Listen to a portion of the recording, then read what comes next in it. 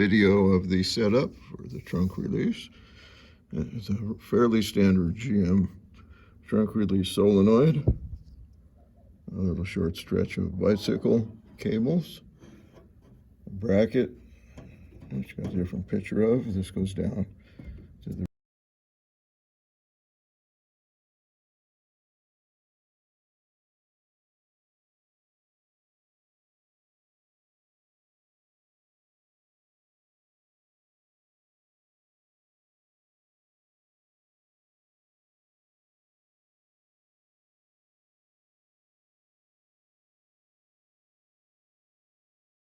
release in here. And when you touch the wires and to power it,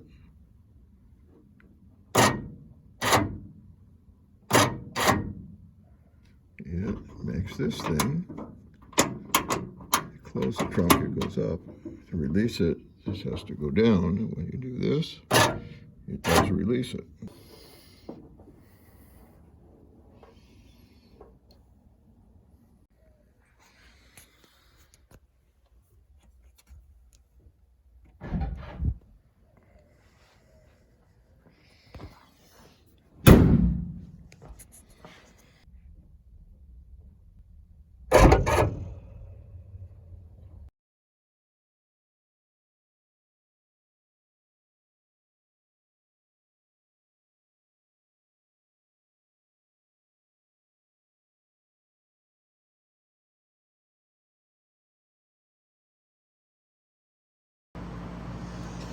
Okay, so we've got the first two. This red wire is power in. The next wire, the black one, is ground. So the power in is connected to hot, and then the black wire will be connected to ground. So the far right red wire is the common lead for the relay, and that one, the way I've wired it, I've made that where the hot comes in. So hot's coming into the common lead of the relay, and then I've connected on the output side of the relay what will become the power lead. That yellow one, that's going to be the power lead to the solenoid. And so it's on the normally open terminal on this block. And so when this thing on, when it's activated by the remote, I've set the mode to be, I think it's jog. So when I hold the remote down,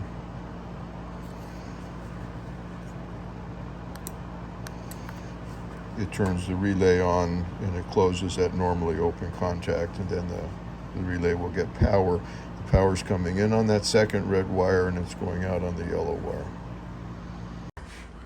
Of the electric trunk release I added to this 59 Thunderbird.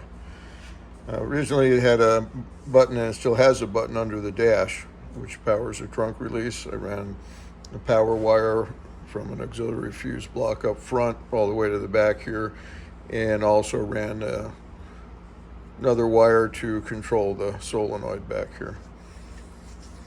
So I got tired of using the button in front when I would come out of a store, and then I'd have to open the door. I'm obviously pretty lazy. So I wanted to add a key fob button for this trunk release. So I bought this remote controlled by key fob relay off of eBay, and I wired it in at the back here. Since all the wires were already here anyways, it was already power back here to power the trunk release solenoid already, or anything else I would want to power back here.